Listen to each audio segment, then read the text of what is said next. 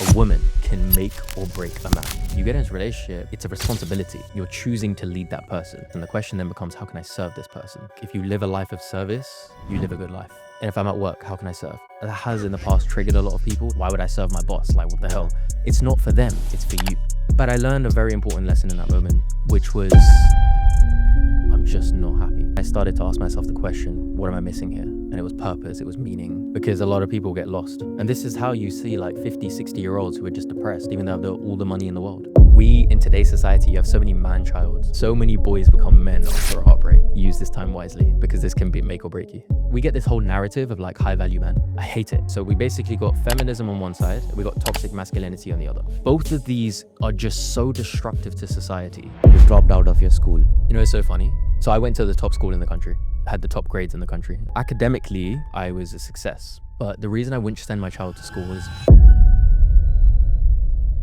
Today we speak with Kash, someone who has lived as a dancer, a monk, and an entrepreneur. His story isn't just about success or struggle. It's about identity, dharma, misalignment, and the masks we wear when society tells us who to be. This conversation will challenge how you think about purpose, education, heartbreak, and the path you're on. So Kash, who are you? And what do our audience need to know about you? I am a soul going through conscious evolution. And my audience or our audience needs to know that my mission is to show the world that life is about becoming your highest, most authentic self and serving to your highest potential. So when you say highest potential, what's the highest a human can go? I don't think it's from the perspective of how high a human can go, but it's more like in every moment and every decision that you're making, it's a question of, am I serving or am I being selfish in this moment? And I just believe that if you're constantly asking that question in everything that you do, from being a son to being a brother to being a leader in any part of your life, you slowly start to shift reality in a way where you're uplifting the people around you. I see. And I just see life as being about that. So we majorly have to serve to get to our highest than being selfish. Is that what you mean? Exactly. I think it's the reason I got it tattooed. Like, I think if you live a life of service, you live a good life. Oh, wow. Because you open up your more heart. You open up your heart, you raise your level of vibration, you raise your consciousness. And I'm just a strong believer that if you live a life of service, then you align with what the universe intends for your life. Amazing. So just imagine I am someone who's not introduced to Dharma. What is Dharma? And you are telling me for the first time, what is Dharma? Dharma, I mean, it's a Sanskrit term, so to give a direct translation will be very difficult. But the way I would see it is it's a few things. It's purpose, it's righteousness, it's duty. And it's about figuring out how you fit in the world where you're serving best. Is there any process to find Dharma? There is a process, and that process can take a lifetime or many lifetimes. It again goes back to slowly and consciously walking through life and asking yourself the question, how can I serve? How can I serve? How can I serve? And slowly you start to figure out your Dharma. So the Bhagavad Gita speaks on this. There are two things that you need to kind of figure out in this lifetime. There's your Svabhava and your Svadharma. Swabhava and Swadharma. Yeah. Okay. So your Svabhava is your nature. So it's typically like where you thrive, right? So your nature is clearly your greatest sport, for example. Yeah. Right? My nature is I'm more of a speaker, I'm more of an entrepreneur. My nature is not being in spreadsheets, for example, doing admin work, right? I have ADHD, we know this. So that is figuring out your Svabhava, okay? Understanding your nature. Mm-hmm. And that as well can take a lifetime, right? Because you're trying new things, you're experimenting. And some people don't even experiment. They just jump straight into corporate and then they never figure out their Svabhava. That's right. And this is why you get burnout. Right. Because you have someone enter into corporate and then they're forced to do something that they're completely misaligned with who they are. That's your Svabhava. And then your Svadharma is figuring out how do you now use your nature to serve. Okay. Okay, so in my case, for example, My nature may be being an entrepreneur. That's my svabhava, right? Now, if I don't use the money that I make to serve others, then I'm out of alignment of my dharma, Right. right? So that's how you figure out your svadharma. So it starts with first understanding your nature. So if you look at like how the Bhagavad Gita played out, which is where this concept is heavily discussed, Arjuna was a warrior. That's his svabhava, right? His svadharma was carrying out the duties of a warrior to then serve the rest of humanity at the time. Just to cut you in between, our audience is listening for the first time. So just can you give them a little bit of context about Bhagavad Gita and Arjuna? Yeah. So the Bhagavad Gita is from 5,000 plus years ago. It's a story between a warrior called Arjun and a spiritual teacher, or in many cases for others, it's God, Krishna. Yeah. And Arjuna is basically going through the modern day problem that we face, which is he's going through a lot of anxiety and confusion. He's feeling lost. And the reason is because he's having to fight a side that he doesn't want to fight, which is his family. Right. Now, the reason he's having to fight them is there's a lot of context to it. That's the whole Mahabharata, which is the whole story. But essentially, the opposing side is causing a lot of destruction, and he's being called up to fight. Yeah. And so the entire conversation is the Bhagavad Gita, where he's basically trying to figure out, should I fight, should I not? And Krishna is giving him the guidance to basically see clearly his duty in that moment, and that he should fight. And his nature. Yeah. And you can look at it as we go through those battles every day in everything that we do. There are so many moments we face where we don't want to do something, or we feel compelled not to do it when we should be doing it. And even in that moment, Arjuna's like, should I just go meditate? Thinking, well, that's probably a better solution, right? Yeah. And we have that. We have so many moments like that. It was like, let me choose like a nicer thing that the society's going to be like, oh, he's doing good. And Krishna was like, don't be stupid. Yeah. You know? He's like, no, you got to fight.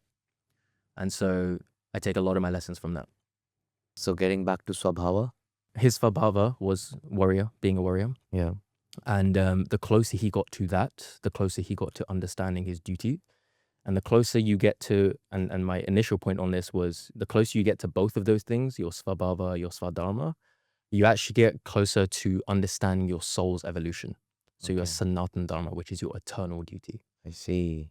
And so it's like this three-way thing, right? The closer I get to my nature, the closer I get to how I'm meant to serve, is the closer I get to my spiritual duty in this world. And that will take you closer to who you're real, Exactly. the real you. Exactly. Amazing. Exactly. Amazing. And I think this whole life is about figuring that out. That's right. You can make all the money, you can get all the fame, you can do whatever you want, but ultimately you come down to those three things.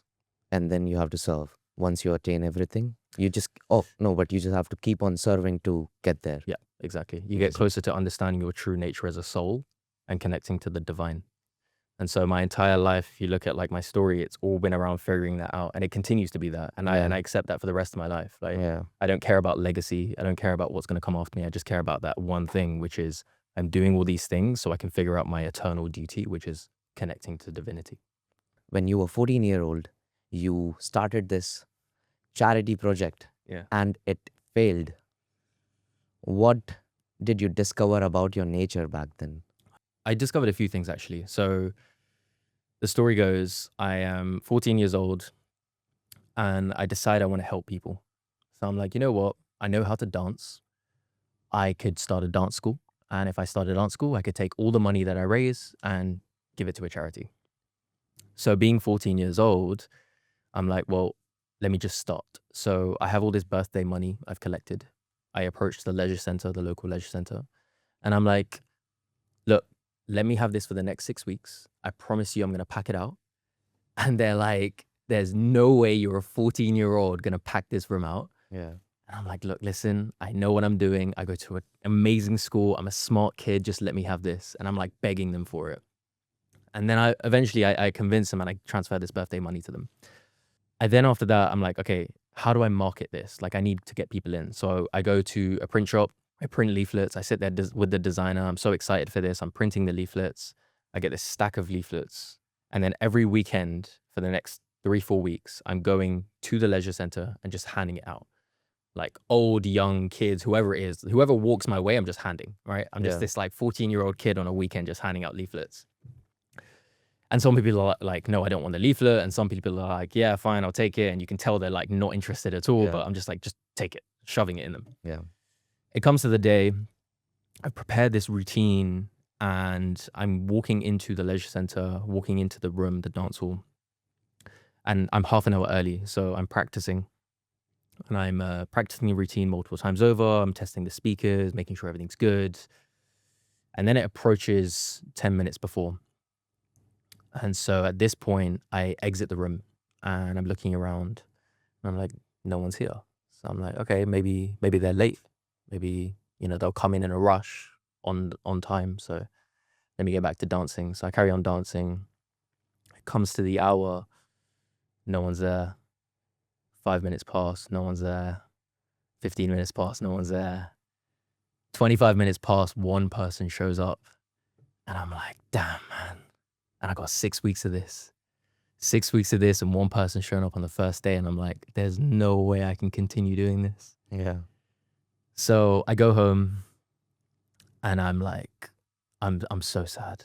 I'm so sad. And at this point, I didn't understand spirituality. I didn't understand religion. I didn't understand God or anything.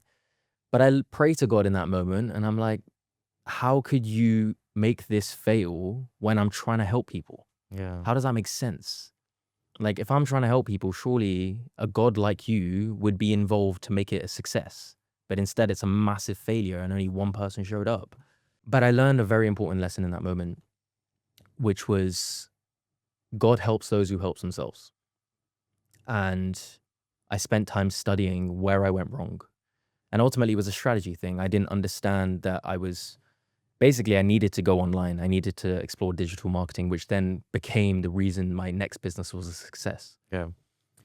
But in that moment, I was so distraught because I didn't understand that concept. So it came down to that big lesson that, look, I'm here to serve. I'm here to connect to divinity and explore my spiritual life, but I need to do the work. And I need to do the work properly, strategically, with my intellect. I need to use my intellect. It's there for a reason. And I wasn't using it in that time, clearly. And so that was a big lesson for me. In terms of what I understood about my nature, I understood that I clearly have big ideas. I clearly am a creative. I lack on the strategy, maybe operational side. And so it was like, okay, cool. Going into the next business, I got a partner who could help me with that. Yeah. And so I genuinely think, like, if you're ever wondering, should I do something, like you're doing this podcast, for example, success or failure, you're going to learn so much about yourself, which is going to lead, like, you're going to pull that into your next thing. And that's going to be so much more successul. That's right. So, and that led me to the next success. So it was definitely worth it, In the moment, it was terrible, but it was definitely worth it. Yeah. I mean, what you said, the last line was so powerful, but it must have been really hard on a 14-year-old, no? It definitely was. And the worst thing was having to go back to the leisure center and say, can I have my money back? Yeah. And I'm like, and they're like, you convinced us, you begged us to let you have this. And now you're asking for the money back? Yeah. And the guy sat me down just like this. Yeah. He's like, we'll see about giving you the money back. But there's a show in the UK called The Apprentice. It's all about business. He said, maybe you need to watch a few more episodes of The Apprentice before you come back to us. Yeah. And I just took that as a slap in the face. I'm like, this guy's just like humiliating me. Yeah. Really wants to like dig it deep. Yeah. But it was a great lesson. It was a great lesson. And I was like, you know what? Like, maybe he was right in that moment. I didn't know what I was doing and I was just kind of going for it. But I'm so glad I did. It was the best thing I could have done. There are a lot of youngsters nowadays. They're not able to face that failure that easily. I mean, of course, it was hard on you, but they're not able to face that failure. What one advice you would give them? I removed the definition of failure in my mind. There is no failure. There's just learning. And so in that scenario, yes, obviously in hindsight, we can call it a failure. Yeah. But I wasn't seeing it as a failure. I was seeing it as like, okay, things have gone wrong. Things haven't worked out, but I've learned so much in the process. Yeah. And we can see it, the way it played out in my life. Like, I learned, okay, offline marketing is not going to work in this scenario. My next business was entirely online, and that was driving all of our sales. Yeah. And so it forced me to figure that out, right? So you just have to remove the definition of failure. You literally have to look at it as like, there's winning and there's learning. Yeah. There is no failure, Right. you know? Yeah. I mean, in my career also, initially, of course, I used to get a lot disappointed about my failures or the losses. Yeah. I used to cry as well after losing my match. But then later on, I was like, okay, what did I do wrong there? That's it, Yeah. literally. And it's that one decision, that one moment where you're like, okay, but what did I do wrong? Yeah. That's the shift. Yeah. People will see it as a failure if they just stay stuck in the emotion. That's and they're right. just like, oh, I've lost. Yeah. But it's that shift of, okay, what could I have done differently? Yeah. And I've always had this more hunger to fight. That's Like, it. okay, let's go out, work out more. Exactly. Just let's push harder this time. Yeah. And if you Yeah. observe all the top 1%, Yeah. it's that one moment. Like, That's right. how can I be better? Yeah. That's That's it. right. That's the only difference. Yeah. You know? So there are a lot of people, I mean, of course, how do they identify that they're misaligned in their nature? Key things you can look at. Are you thriving? Like, are you feeling energized, or are you feeling drained? Okay. Right. So for example, if you put me in front of a spreadsheet, I may be good at it. I can do it. Yeah. But do I feel drained by it? Yes. You know? Whereas when I first went on stage speaking, I wasn't the best, right? But I felt so energized by it. Like I wanted to do it more. That's typically a sign that something's in your nature. That's how you can figure it out. Like pay attention. And this is why this whole life is about staying conscious. Like stay conscious every time you're doing something, or you're experimenting with something, or you're trying something new. What is it about this that's energizing me, and what's draining me? Okay. All right. And if you're fortunate that you're running a company and you have a team, you can start to use that in your company, where it's like, okay, let me stay in my zone of genius as a leader in the things that energize me. You know, if it's sales, if it's like speaking, whatever it is. Yeah. And let me delegate the things that are draining me. Yeah. And that's how I run my company as well. Yeah. Makes sense. All right. But how to stay conscious, or if you're not conscious, how to become conscious? Questions. Asking yourself questions all the time. Right. Always asking yourself questions, always staying in that loop of like, when you have time alone, like we see this in today's day and age as a problem, right? We're always just scrolling Yeah. all the time, right? If you just take like 2 minutes out of scrolling and you just spend time walking, for example, even listening to music is okay whilst you're walking, but just asking yourself questions. I'm always asking myself questions, Yeah. and I analyze everything, right? So at the end of, like, say after this podcast, I'll go home, I'll be analyzing what about me in the podcast? What did I find energizing? What did I find draining? Yeah. What did I like about it? What I didn't like? You know, I'm always asking questions. Yeah. Because I do believe that when you do self-reflect, you start to figure out answers about yourself. Yeah. And when you figure out answers about yourself, you then perform in life better. And it just kind of creates this loop, basically. Makes sense. So you become more aware by asking yourself a lot of questions. Literally. Yeah. Amazing. You can go to the extent of journaling, but like, I don't have Yeah. time to journal. Okay. So I used to journal a lot, and now I get more busy. So Uh-huh. I'm just asking myself all the time. What do people misunderstand about chasing external happiness? So I was at university, Yeah. and at this moment, I decided I'm going to go crazy on chasing external happiness. Yeah. So I was drinking every day, Yeah. partying all the time, chasing girls, just going crazy, basically. Like I was a wild one. Yeah. A And, normal life for a youngster. basically, right? Yeah. And this is the thing. All my cousins, older, had told me this is the life. They were like, you're going to love uni. You're going to love partying every day. Yeah. And so I'm thinking, well, fine, let me go all in, because I'm 0 or 100. There's no like in between. So I'm Yeah. like, I heard this is the plan. This is the life. Let's go crazy, you know? And thankfully, I knew monks at this point. So I was living this life, Yeah. but I was also asking myself questions based on what the monks had told me. So the monks at this point had already revealed to me the importance of happiness and the importance of meaning and purpose and internal game, as opposed to chasing external means, right? Yeah. But I was doing the external chasing, and I was asking myself these questions. And so there came a moment where, like, it was about 1.5 years in, and I'm like, I'm just not happy. And I realized the reason I wasn't happy was because all these external things, the nature of the world that we live in is that external things, they're either limited or they're temporary. Okay. So if you think about, for example, right, anything external that you chase, maybe it's validation, maybe it's going out on a night out, whatever it is, Yeah. there is a limit to it, or it's temporary. Mm-hmm. You can't stay high forever, for example, on a Yeah. drug, right? Yeah. There's a limit, Yeah. or it's temporary. And so I kind of started to realize that, okay, everything I'm chasing is limited and temporary, which is why I feel so down. Like, it's why I started to get depressed. Yeah. because my entire life was designed around chasing things that were fleeting. Yeah. And so that's when I started to ask myself the question, what am I missing here? And it was purpose, it was meaning, it was internal happiness. And that was when I decided, okay, I'm going to drop out and I'm going to chase that. And so that's when I became a monk. Chasing happiness, like external happiness. Instead of that, you have to chase something which is higher than you. Yeah. Yeah. Instead of Yeah. all these materialistic things which exist out there. Yep. You have to chase something bigger. And this ties back to this Dharma conversation we were having earlier. Yeah. Right.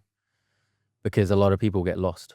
And this is how you see like 50, 60-year-olds who are just depressed, even though they have all the money in the world. Yeah. Right. Because they've been chasing something that's external and temporary. Yeah. And I can 100% relate with you on that where all of your cousins were telling you that uni is going to be so much fun. It was not my cousins, but yeah, my friends out there. Yeah. Yeah.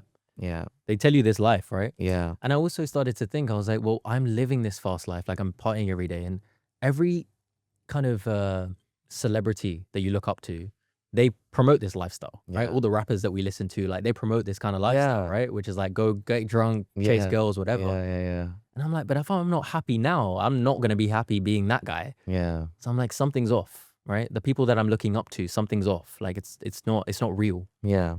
That's when I started looking at the monks more seriously. I see. So why do smart and high achieving people, they self-destruct? I think it's because they lack the understanding of what they're fundamentally chasing. I think smart and high achieving people, they're very good at manipulating what to do in the material world. Yeah. They can achieve big things. Yeah. They can make a lot of money. Mm. They can, achieve accolades in their kind of, ladder of success. But if they lack the fundamental reason to why they're doing it, their meaning, their purpose, Mm-hmm. that's when they self-destruct. Okay. So again, it goes back to Swadharma. So Dharma. Yeah, it's the whole thing. Yeah. Yeah. Makes sense. And you mentioned you dropped out of your school. Yeah. So if someone is considering dropping out of the school, is there anything they should analyze or reconsider before doing so? It's so funny. I tell everyone don't do it. Why so? I say don't drop out because I'm a strong believer that if it's meant for you to drop out, you'll do it. Mm. Me telling you that you need to drop out, if you need me to say it or someone else to say it, then you're not meant to do it. Yeah. And so I say no. No one told me that I should drop out. But I knew, like, in my heart's calling, I was like, this is something I need to do. Yeah. How did you find that that's not your path? That's a wrong path for you. And if someone who's watching, if they're also on that path, how do they find or identify that I am on a wrong path? University is not the path for me. Yeah. I'd say there's two things. Number one, experiment a lot. When I was at university, I was still running companies. I was still growing random Instagram pages on the side. Like I was still exploring all these other things while studying chemical engineering. Wow. Right. And I didn't study, so don't test me on chemical engineering. I was terrible at it.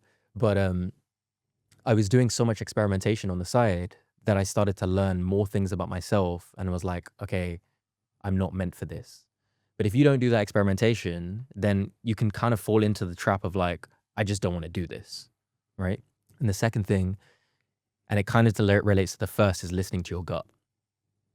Right? Your gut knows answers. Yeah. And I think not enough people listen to their gut in today's day and age. Your gut has so many answers. It's connected to so many higher powers. It's connected to so much more than this material world, your past, present, future, that if you just listen to it, it can reveal so much. But if you're not doing the work, like experimenting and learning more about yourself, it gets very difficult to know what exactly your gut's telling you. So you kind of have to do both. So gut comes down to your intuition. Like it builds over the period of time when you experiment a lot of things. Exactly. Yeah. Okay. Yeah. More information gives you more, a better decision, basically. So Kash, it's a men's mental health month, November. And our listeners, there are a lot of men who are listening to this. In their journey, they just get lost. They get depressed because they're not able to find that purpose which is higher than themselves. Yeah. How can we guide them? So I went through depression at university, and I don't believe you need to just jump into a purpose. I think that's too high a jump. So the Vedic scriptures speak about, and I get all of my lessons from the Vedas, right? So the Vedic scriptures speak about 3 modes. Everything in this world has a mode attached to it, an energy. And there's mode of goodness, passion, and ignorance. 3 modes. So the time of day, the food that we eat, the speech that we have, everything has a mode attached to it. Okay. Okay.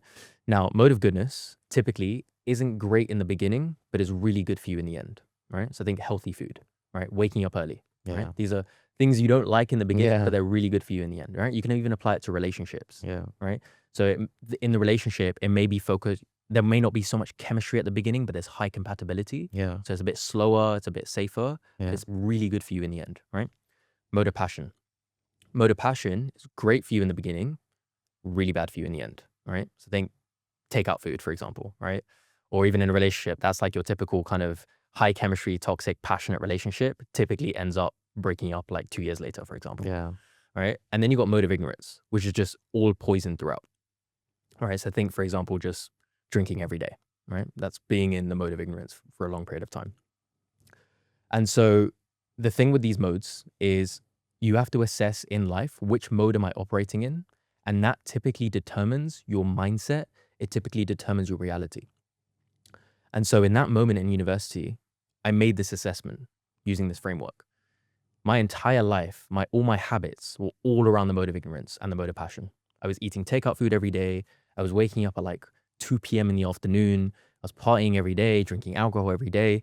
It was just mode of ignorance, mode of passion. So of course, things weren't working out. Of course, I was falling into this depressive state. Mm-hmm. And so for men, I highly encourage them to assess which mode are you operating in. That's the first step. Okay. Okay. And if you can look at that in today's modern day, what that really looks like is changing your lifestyle. So start getting in the gym, right? Start changing the music that you're listening to. You can even apply this framework to that. Change the music that you're listening to, change the friends that you're around, right?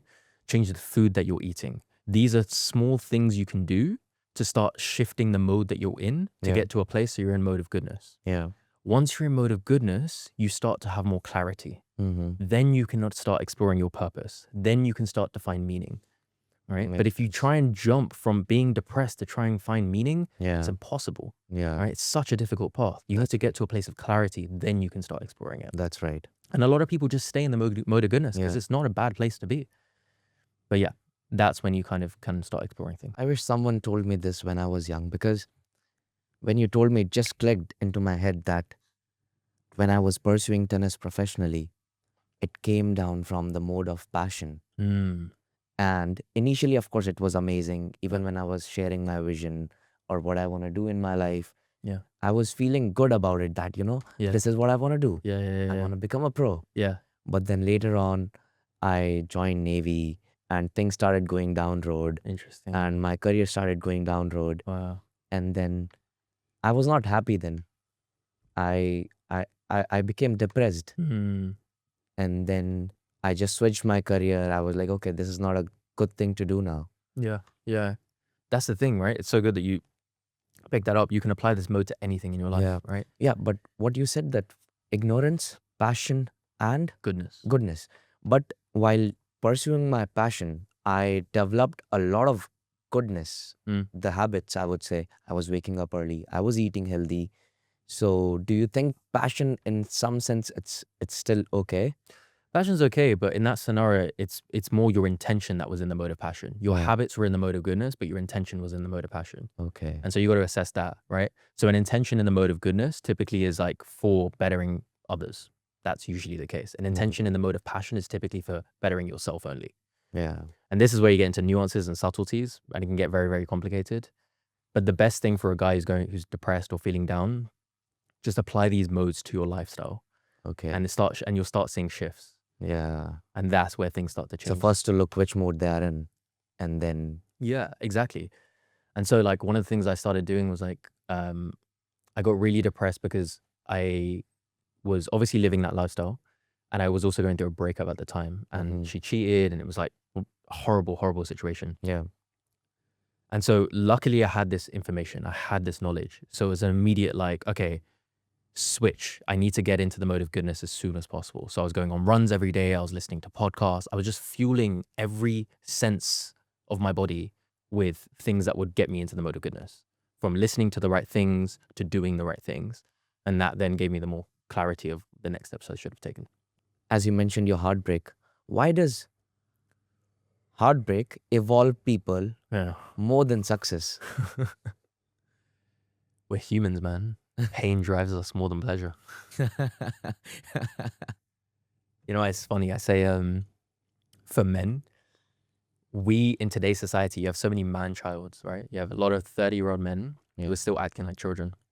1,000 years ago or so, men would go through a rite of passage. They would have one day, one period of their life where it was like the entire society came together, the entire community came together and said, "You're a man," you know? And it was like this emotionally charged moment. He would go out and hunt something, or something would happen. Yeah. In Vedic times, they would have like a whole ceremony, like a yagya, right? They'd do a fire and everything.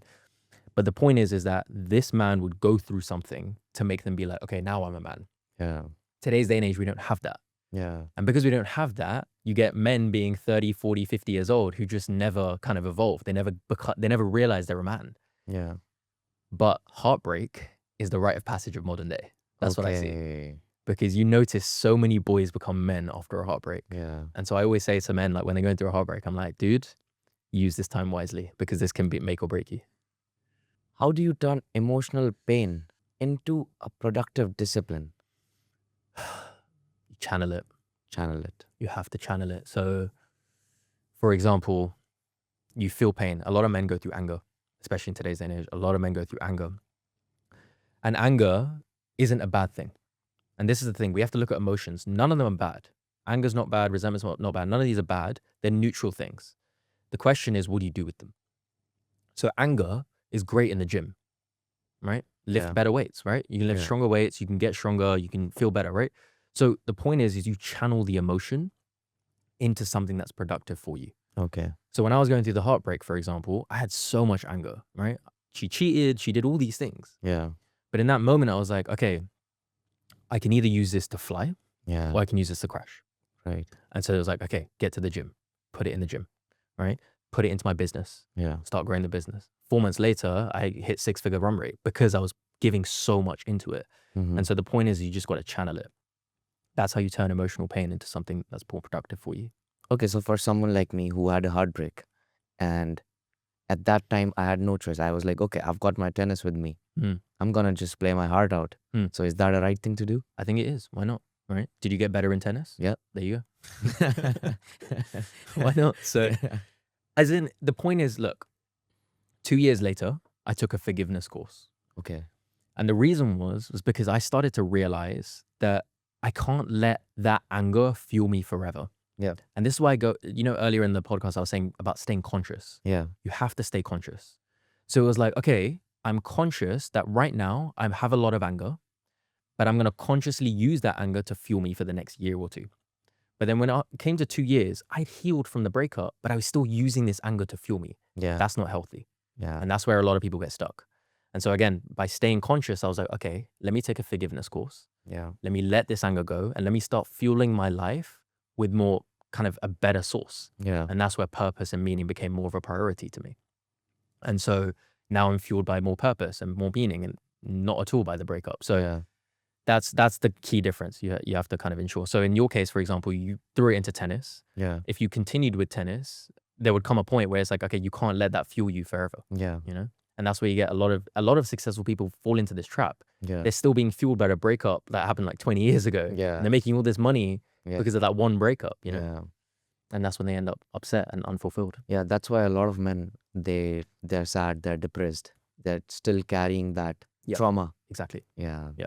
And you don't realize trauma spills in ways that you can't even realize Yeah. because it's all happening subconsciously. So you don't even know how it's spilling into your life. Yeah. That's my biggest fear. So I'm like, I need to take the course and get this healed because I don't know how it's going to show up in my life. And how do you release trauma? So many ways. Yeah. So many ways. There's obviously certain practices, somatic breath work, things like that, which I've done.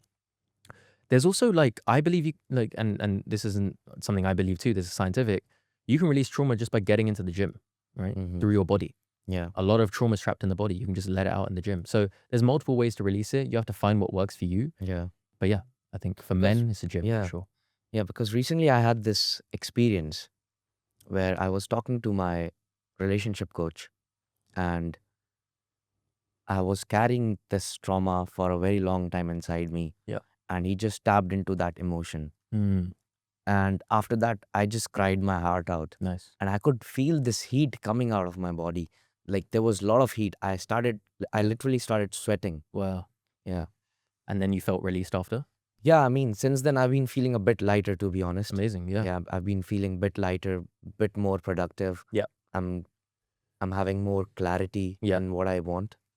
See, this is the problem. Men today, they don't go through this experience. Yeah. They don't release. Yeah. And I was wondering for a long time, I was like, is this how men are meant to be? Hmm. Like from ancient times, is this how men are meant to be? Because warriors went through a lot of trauma, Yeah. right? Yeah. So I started researching Yeah. like what the Vedic scriptures had on this.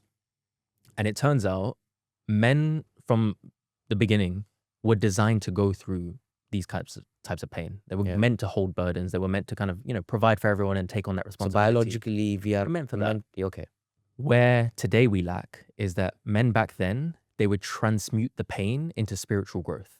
Okay. So they would lean on spiritual teachers. They would release. They would go through these experiences like you had to get it released. Yeah. It doesn't mean they need to release it in front of their partner or in front of people they don't feel comfortable with. They Yeah. go to the right sources, the people they trust, and release. Hmm. Today's day and age, we don't do that as men. In today's day and age, it's like just bottle the pain. And that's where things start to become a problem. Yeah, I've been seeing this in our society that when a man cries, they be like, okay, be a man. Yeah. I'm a strong believer in vulnerability in a masculine way. Okay. Yeah. So what that looks like is if I'm going to be vulnerable, there's a purpose behind it. It's contained.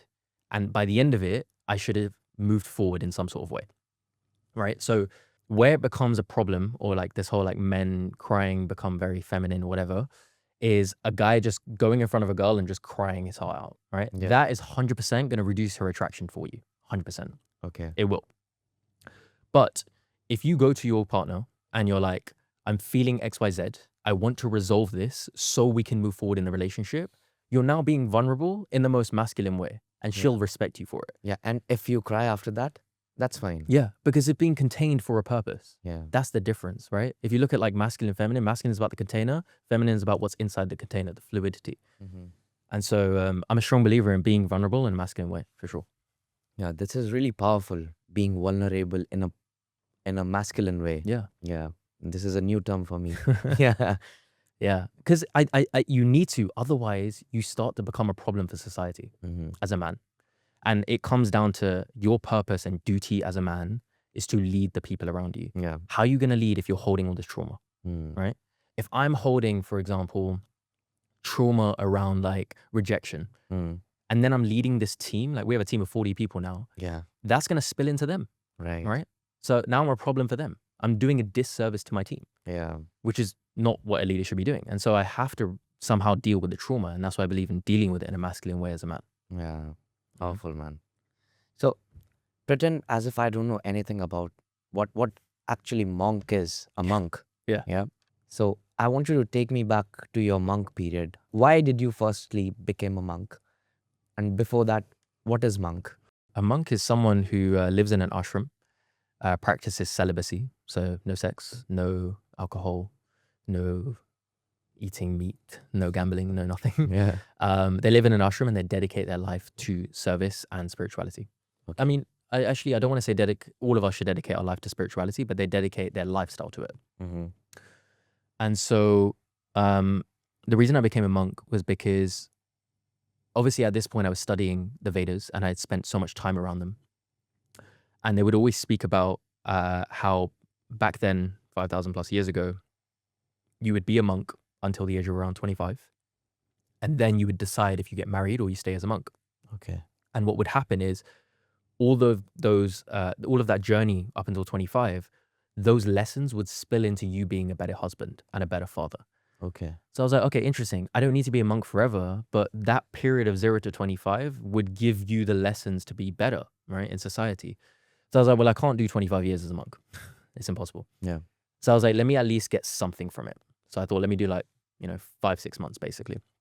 And so that's what I did. That's why I chose to be a monk, just to take some sort of training almost to basically be better in life as a partner, as a leader, in everything that I do. So where did you go to become a monk? Mix India and London.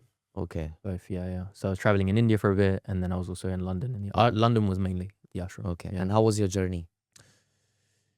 Probably one of the most intense things I've ever done. Right. You wake up at 3:30, 4 a.m. You're in meditations and prayers until 9, and philosophy until 9, and then you're serving the whole day, and then you're sleeping at like 7 p.m. basically. Oh wow. And it's intense, right? Especially as someone like, I would use the gym, right? You can't get a gym in an ashram. So, Yeah. I mean, you can work out if you want to, but it was very difficult in that sense. Can't listen to music. Yeah. There's a lot of these things that I was so used to that I had to kind of go through. And at the same time, you're sleeping in a room on the floor with like 8, 9 other guys. Oh my God. And they're all snoring. And so your sleep is poor. It's a lot. Yeah. It's very intense.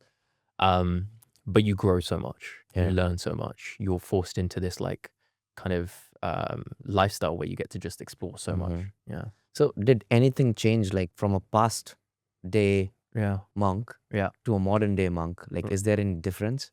Because so far I've been having this image of a monk sitting in the mountains, meditating. Yeah, principally that still remains the same. A monk kind of spends his time away in an ashram doing his thing, like you would in a mountain doing your thing. I think the modern day monk is more around like, okay, I'm going to use what society's tools give me to serve more people. So for example, the monks that I was around, they were running projects, charity projects, for example, and they were going out and serving these people. So a lot of it's around service. Also, there's different disciplines. Like there's a Buddhist monk, there's an ISKCON monk, I was an ISKCON monk, so it's very different.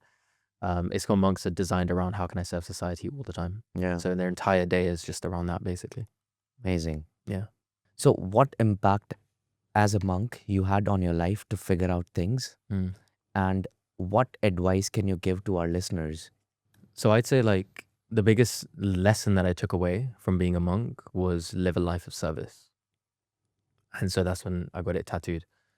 So my advice to anyone is just everything in life that you do, just keep asking that one question. So even in a relationship, for example, how can I serve? And if I'm at work, how can I serve? And the thing is, that has in the past triggered a lot of people, especially in the workplace. It's like, why would I serve my boss? Like, what the hell? It's not for them, it's for you. When you ask yourself that question, you operate differently. Your energy is different. Your intentions are different. Yeah. Your actions become different. Everything changes when you just shift that one thing. Yeah. So even if I'm on a sales call, right? It's selling. I'm still asking myself that same question. How can I serve this person?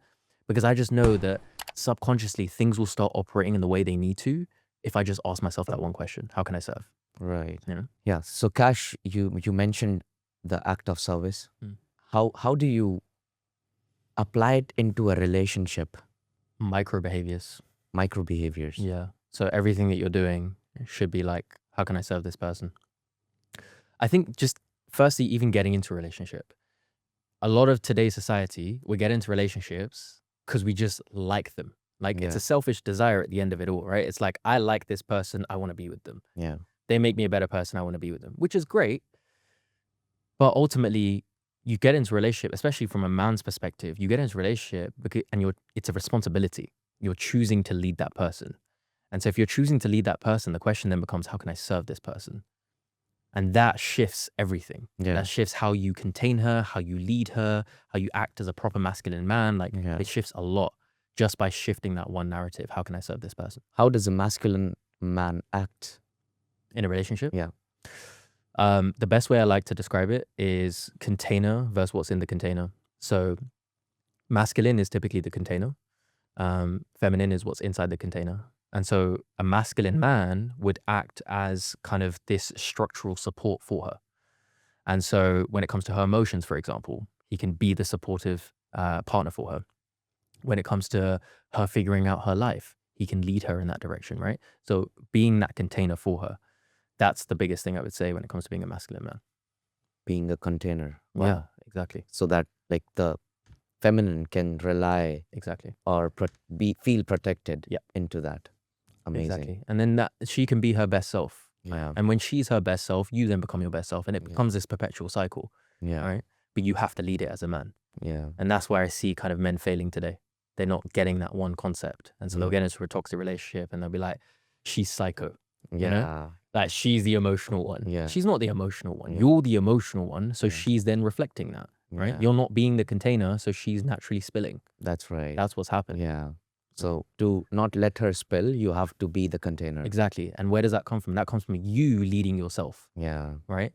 And that's why I'm so big on men just being better for themselves. So Yeah. learning how to emotionally regulate, learning to like consciously walk through life. So you're asking yourself the right questions so you can perform better. Yeah. Because if you perform better, you lead her better. If you lead her better, she's better. Like everything works out that way, you know? Yeah. That's so powerful. I think a lot of men need to hear this. Yeah. It's facts though. Like we get told as men, and I've been through this, go get girls, Yeah. right? Yeah. It's like go chase girls, Yeah. right? And don't get me wrong, I've been there, right? Yeah. I was terrible back then. I used to cheat on a lot of girls. Yeah. It was really, really bad.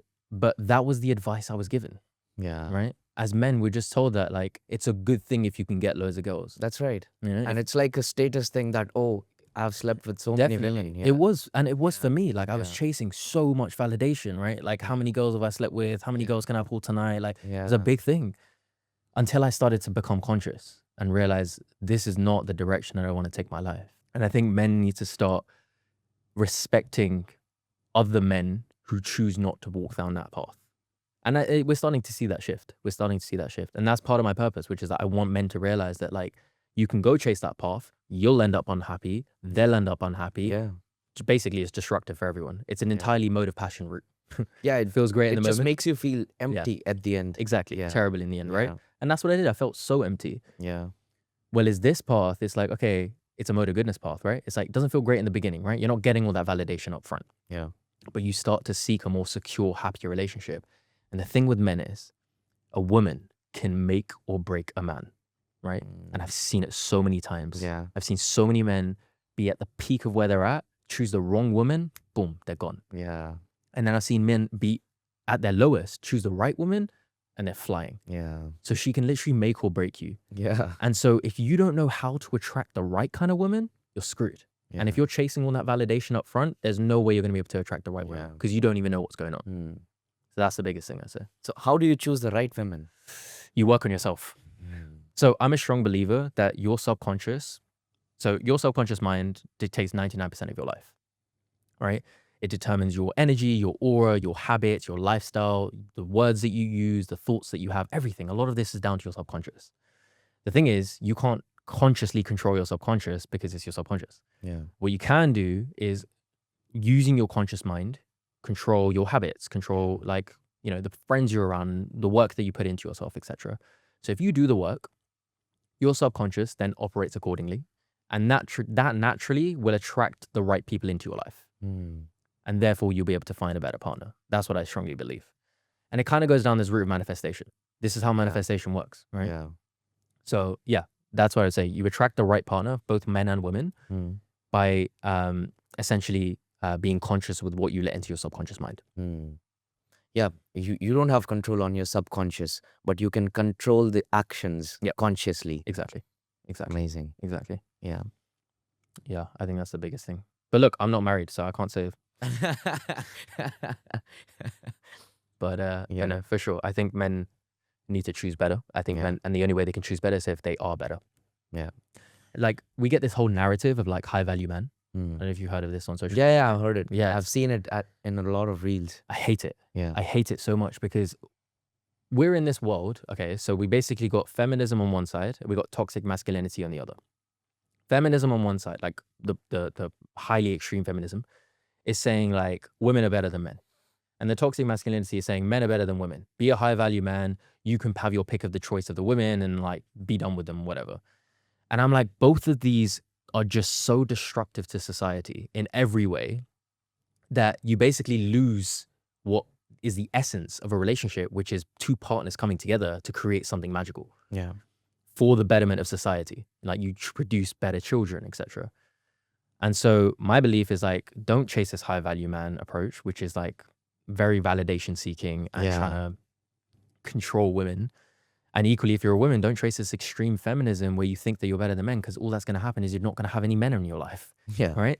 And so ultimately you have to recognize you have a nature as a woman, you have a nature as a man, and you both need to lead your own lives in the best way possible, going back to your Dharma, going back to your purpose, going back to your svabhava, your nature. Yeah. And when you both come together with these two ideologies, you then come together, you're now producing something that's bettering society, Yeah. right? That's the ultimate purpose of a relationship, right? Yeah. How can we produce something that's going to create a positive impact, Yeah. right? That's why you have children. Like it's all of these things. Yeah.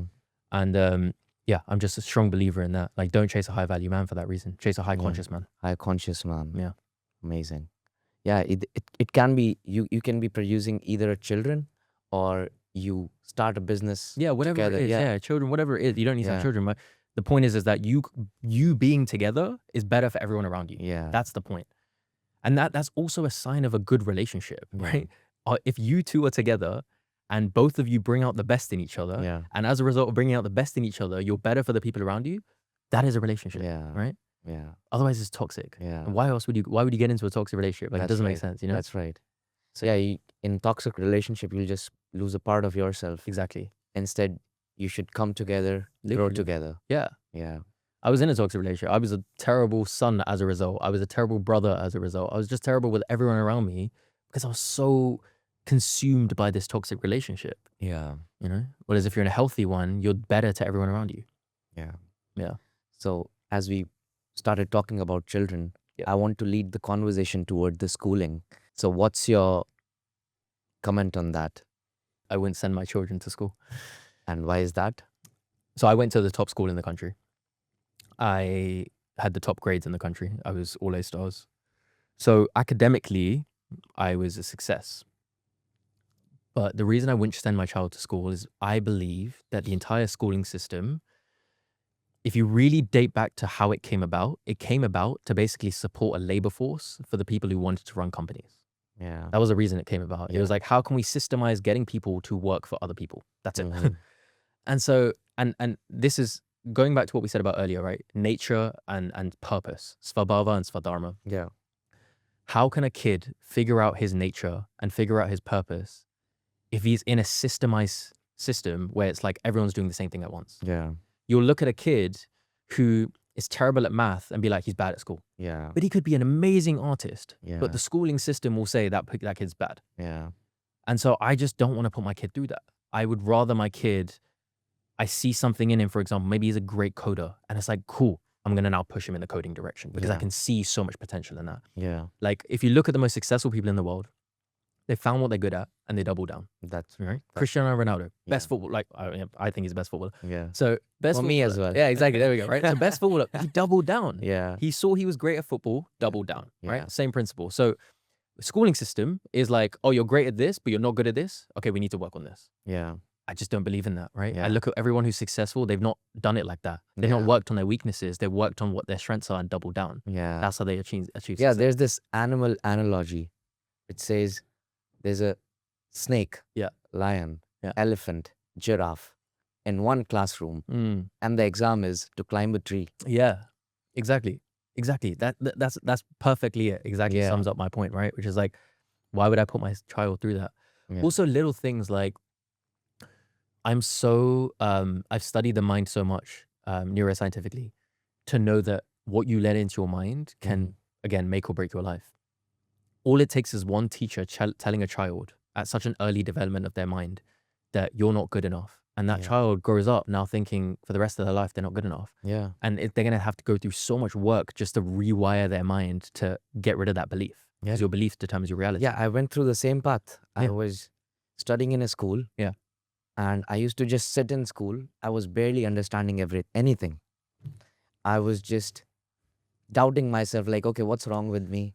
Why am Yeah. I not able to understand? Yeah. And the other day, I went onto the tennis court. Yeah. And my coach started teaching me the swing, and I was the first one to catch it. That's it. See? Because something was more in your nature than the other Yeah. thing, right? And this is the thing. You're doing this podcast. You're learning so much. Right? Yeah. So it's not to say you're a bad student, right? Yeah. But this thing, schooling system will tell you that. That's right. So I just don't believe in it. I would rather have more control over my child's Yeah. education. Yeah, that's just my belief. Okay, so what are the misconceptions about masculinity? It's not considered right Mm. when a man wants to just work on himself. Mm. Honestly, I think it's because as men, we need a reason to do something that looks good. So, for example, if you look at it on the flip side, we'll chase girls because it gives us status. Yeah. Right? Now, with exploring emotions, we've not yet found that there's a contributing kind of status or whatever it is that we'd call it. But the way I would look at it is you lead better as a man when you work on your emotions. And so if you are, as a man, focusing on being a better leader, a better partner, etc., and you start to realize that connection, you're then more willing to work on your emotions. So I think it starts there. Like, how can I basically be a better leader? And therefore, if I want to be a better leader, I need to work on my emotions. Yeah. You know, it starts there. And that's, again, it goes back to dealing with vulnerability in a masculine way. It's like, Yeah. well, everything has a purpose. I'm going to work on my purpose.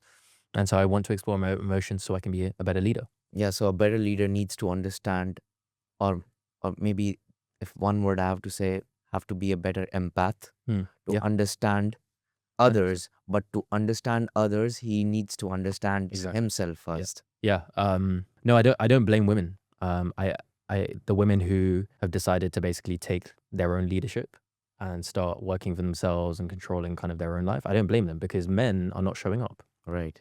Right? As a human, if you think about it, if someone's not showing up for you, you show up for yourself. That's You true. have no choice. So I genuinely don't blame women for, you know, that Vogue article recently. I don't know if you see it. They basically said that it's embarrassing to have a boyfriend. It's crazy, right? But if you read the article, it's kind of valid. Like, men aren't showing up. So women are like, well, at this point, like, if you guys aren't going to show up, we'll show up for ourselves.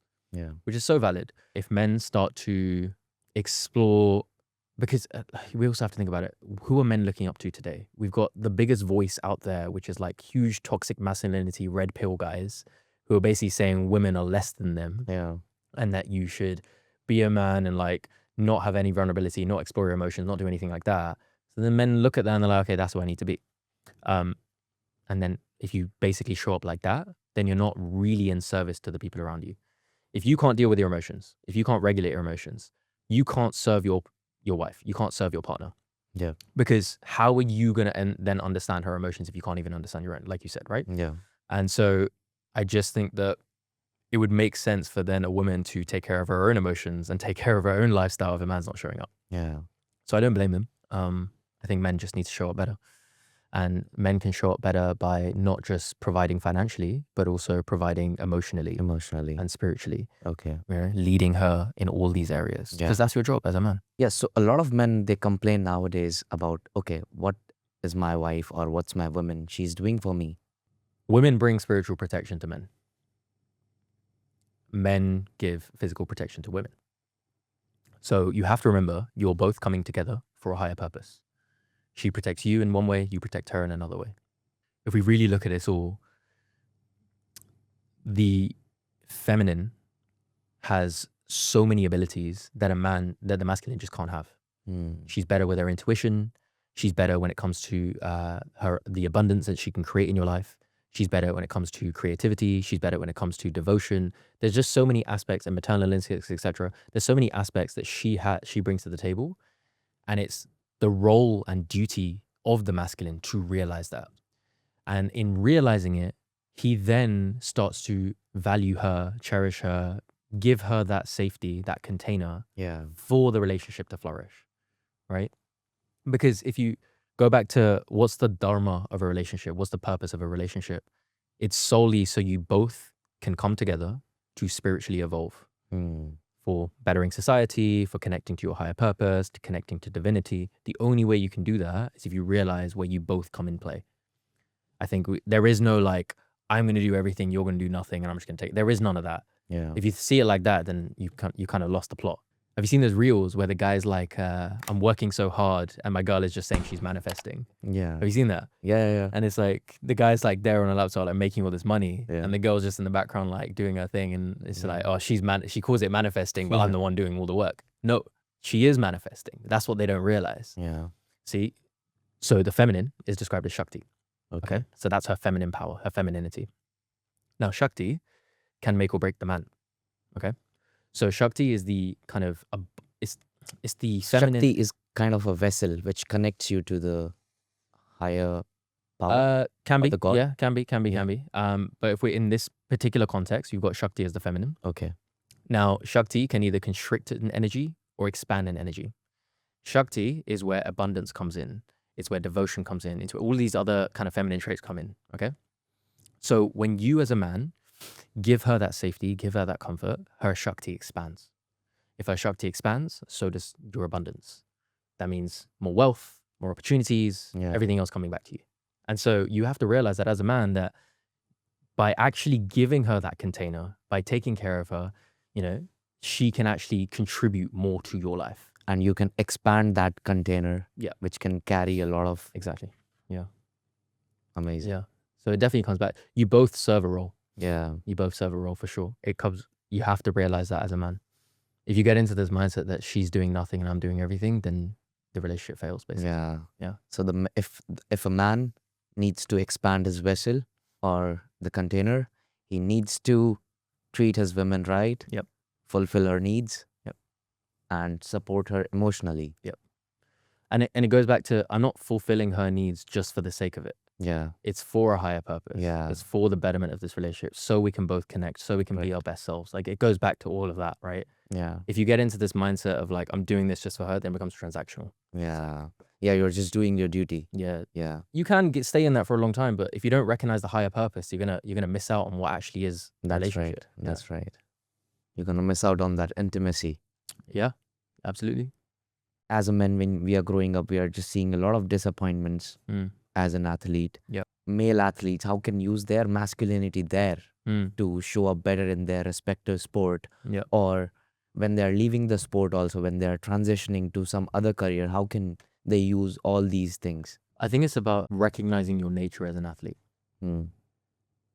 So you as a tennis player have a certain nature to you, right? Yeah. Maybe you're a fearsome tennis player, like whatever it is, you're an aggressive tennis player, whatever it is, right? Yeah.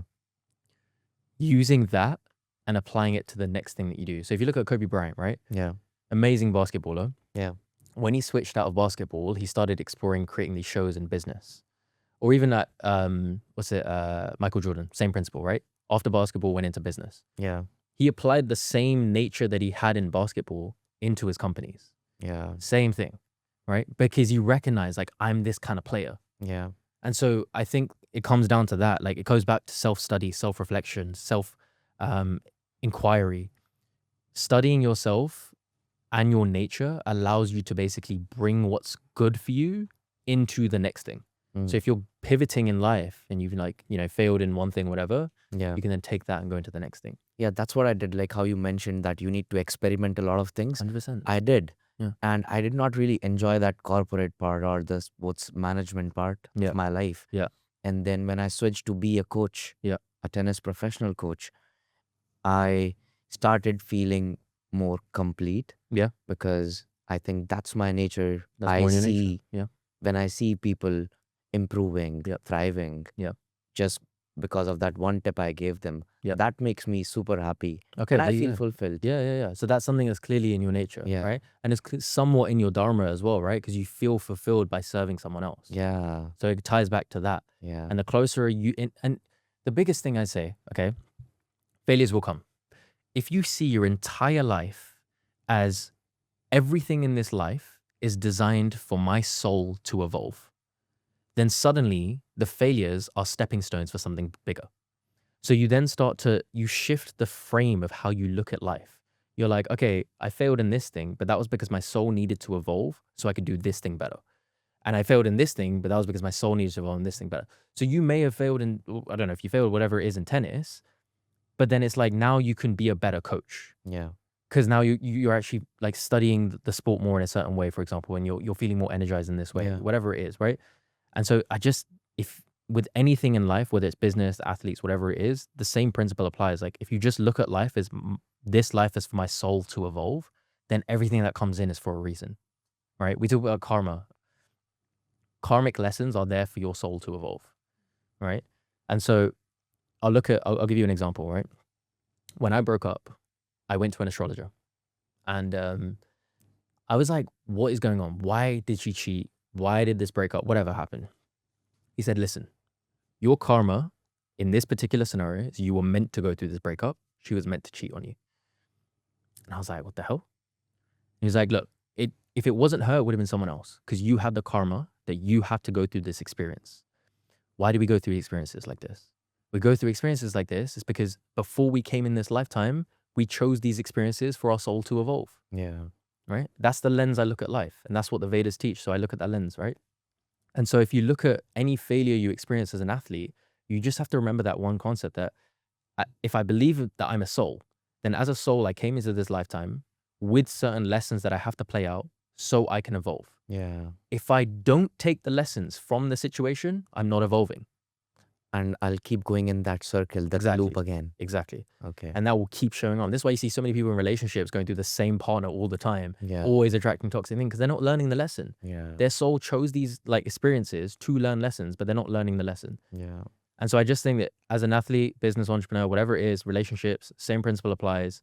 If you recognize that you're a soul, that you came into this lifetime to learn certain lessons, and you go through an experience like a failure or a heartbreak, it's important, imperative actually, that you just look at it as not why did this happen to me, but what am I meant to learn from this? Yeah. You know? What am I learning out of this? Yeah. What is this trying to teach We me? get stuck in this, oh, why me? Why me? Why does this happen to me? No one else. No. Yeah. What am I meant to learn from this? There's a reason this has happened. You know? Yeah, we start playing that victim card. Exactly. Like, okay, why I'm working so hard, Yeah. but it's still not working out, because I was in that mindset Yeah. where I was all the time thinking that, oh, I'm working so hard. Yeah. Why is this thing not working out? Yeah, exactly. And like, look, this podcast may take off, right? Millions of followers. Yeah. Then you're going to look back and be like, oh, I see why that didn't work out and this happened. Do you see what I'm saying? But that's because you took the lessons from that. Yeah. You chose to improve, right? Yeah. And so even with manifestation, right? Your beliefs dictate your reality.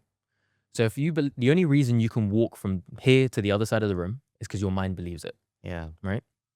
So if your mind believes that this failure is meant to be the end of my life, you're then going to operate in that way. Yeah. You're not going to do anything. You're going to play victim card. But if you believe that this failure was meant to teach me something because I'm a soul and I'm meant to go through these experiences, etc., you're going to operate so much differently. Yeah. And so that's why I speak about like having that lens. Like, okay, this has happened for a reason. I meant to learn something here for my soul to evolve. Yeah. Naturally, you're then going to operate in a different direction. Mm. You're going to ask yourselves different questions. Yeah. You're going to have different habits, different lifestyles, whatever it is. The mindset shift is so important. So if a young athlete who's watching this, who wants to learn about this, what advice will you give them? Okay, have you ever walked into a room and there's been something in the corner of the room and you've been in this room multiple times, but you've never noticed that thing before until now? Have you ever had that experience? Yeah. A lot of times. Why does that happen?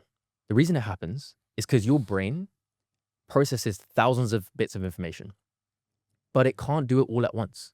So you have something in your mind called the reticular activating system, and it processes it down to what's important, right? So all those times you visited that room, that thing wasn't important. Today it was for some reason, right? Yeah. It's also why when you buy a yellow car, for example, suddenly you start spotting that yellow car everywhere you go. Yeah. Because now it's become important, your mind is processing down, right? Yeah. So the same thing applies to your life. The way it processes it down is based on your belief system, okay? So if you believe something, your mind then goes, your reticular activating system goes, we believe this, let's process all the information down to be in alignment with this belief. Yeah. Then that goes to your subconscious and you start operating. Yeah. So if you believe that I'm meant to be a success, everything in your life is going to be processed down to then aligning with that belief. Yeah. If you believe you're not meant to be a success, which is why I'm so conscious of, this is why I wouldn't send my kids to school, because if one teacher says you're not meant to be a success, his entire life or her entire life is going to be around processing information to believe they're not going to be a success. Yeah. They'll just keep on figuring it out for Exactly. their whole life. Right? And so the same thing when you say what advice would I give to young people, it's stay so conscious of your beliefs, right? Rewire your mind accordingly. If you go through a failure, if you believe that failure is the end of you, you're going to operate in that way. Yeah. Your RAS is going to process all this information to operate like that. Yeah. But if you believe, wait, this failure is meant to be something big for me. Yeah. Like this failure is going to be the most amazing thing for me. Yeah. You're then going to operate so much differently. Yeah. Right? You can even try this testing yourself. Like if you wake up in the morning and you're like, I believe today is going to be a good day. Yeah. You're going to have so much more energy. Yeah. Right? If you believe today is going to be a bad day, you're going to be really down. Yeah. Right? You can start to see it in your life day to day. And so I would just say, like, stay conscious of your beliefs. Yeah. Okay. How do you stay conscious of your beliefs? Yeah. you pay attention to what you're letting in your mind, right? So listening to this podcast, for example, Yeah. right? That's a big thing, Yeah. right? The kind of music that you listen to, the friends that you're around, they determine your beliefs so much, Yeah. right? The people you keep around you make such a big difference. Yeah. So yeah, it just goes back to that. Like, how can I control my beliefs? And as a result, that will determine the decisions that I make after that. So just imagine I'm that kid who after every loss have the very negative thoughts. Like, okay, I'm the worst player in the world. Yeah. I have the worst serves. I have the worst strokes. And it can apply to all the athletes out there who think about their capabilities. Yeah. And now if I want to rewire this, how can I do that? Starts with understanding how the mind works. So how do you form? So first we've understood that beliefs create a reality. Okay. Now the question is, how do you create a belief? How do you have that belief? Yeah. The way you have a belief is your mind goes through multiple pathways of one thing. Okay. So if you repeat something to yourself, you start to create a belief. Because what you're doing is you're running that neural pathway multiple times over until it becomes solidified. So affirmations, right? I used to do this back in the day, right? Yeah. I used to shout affirmations in front of the mirror until my heart literally believed what I was saying in front of the mirror. Yeah. When you do that, you are training your mind to believe something. Okay. Then the second thing is being very careful around what you let into your mind. Okay. So you'll notice amongst my friends, if anyone says anything negative about me or a situation, there's no way that's playing cool, right? Yeah. Because I'm so careful around what I let into my mind. Yeah. So you can rewire your mind through affirmations and fueling it, right? Yeah. And you can also rewire your mind by letting go of what would be bad for you, Yeah. right? So even TV shows, there are certain TV shows I just don't watch because I'm like, I don't want to like let beliefs going into my mind. Yeah. Like that, you know? It's coming down to voices you hear. Exactly. Yeah. Yeah. Whatever you let into this Yeah. controls your beliefs. Beliefs control your reality. And so you have to just stay so conscious. And this is why I believe so much in manifestation, because it's like, to me, it's so scientific. It's so logical in terms of how the mind works that it's so, it just makes sense basically. Yeah. You just have to make your brain believe first that this is possible. Yes. And it will work out for sure. 100%. And Yeah. some kids, unfortunately, aren't born with that, right? And that's okay. But then it's your choice on whether you're going to rewire your mind accordingly, Yeah. right? And it may take a few years. It's not an overnight thing. Yeah. I think we get stuck into, especially in today's day and age, we're like chasing this short-term win. Yeah. It may take time, right? Yeah. There were so many days, day in, day out, I was shouting affirmations in front of the mirror for so many like days, so many years actually, until it started to become a belief. Yeah. And then I was like, okay, cool. Like I'm starting to see how this thing works. Yeah. You know? Yeah. So yeah, if a kid's going through something like that, I'd say start rewiring your mind through affirmations. Yeah. Yeah. Perfect. And believe it. Believe it. Yeah. That's the first thing. That's the thing. When you say an affirmation, if you just say it and you don't believe it, then you're not achieving the goal of what you're trying to do, right? Which is to create a belief. Yeah. So you have to say it with belief. And feel it. Yeah, that's the thing. Yeah. So the feeling, so emotion powers it, right? Yeah. So it charges the thought. So you have to feel it, exactly what you said, and that in turn, you start to believe it. Until you don't believe it, it's not going to make sense. 100%. Yeah. So Kash, it was really amazing having you here. And we touched down on a lot of topics like relationships, early failures, distractions, spirituality. So what do you know now that you wish every person chasing success understood? I wish every person chasing success understood that it's not a material game. If you chase success for the money, for the fame, for the validation, you're basically just going to end up in an unfulfilled state. Whereas if you start from the beginning, no one's saying don't chase success. I still chase money. I still chase all these things. But you start from the beginning with a purpose that's bigger than yourself for bettering other people. Then at least wherever you end up, it's in a better place. It's in a more fulfilled place, right? And I'll give you like one quick example. Like there was a time in my company, I was feeling so low. We were making really good money and I was just like, why am I not feeling great? I ended up in this position where we were building this company very quickly and there was no purpose behind it. Yeah. There was no meaning behind it. It wasn't bettering people. Until then I shifted. I was like, okay, we're going to work with these types of clients only because these clients help society. And number two, we're going to have this charity. So any profits that we make are going to go straight to this charity, which I have full access to the books. Yeah. And this charity is now serving 250,000 homeless people. Wow. So it's like, then it starts to become meaningful. Then I felt more fulfilled. Yeah. And so I'm not saying don't chase the money or don't chase the fame. What I'm saying is align it to something that's higher. Yeah. Because then you end up more fulfilled. The last situation you want to be in is have all this money or have all this success and be like, what did I do this for? Right. You know? And because if you feel that way, but keep in mind this as well, when you get to that state, that impacts your relationships. Yeah. That impacts how you are as a brother, as a son, and everything else that you do. So it doesn't just spill into you, it spills into everything around you. Whereas if you're in a fulfilled state, you're better as a partner, you're better as a son, you're better as everything else in life. Everything falls into the place. Exactly. 100%. Yeah. Thank you so much, Kash. Thank you, man. I appreciate this.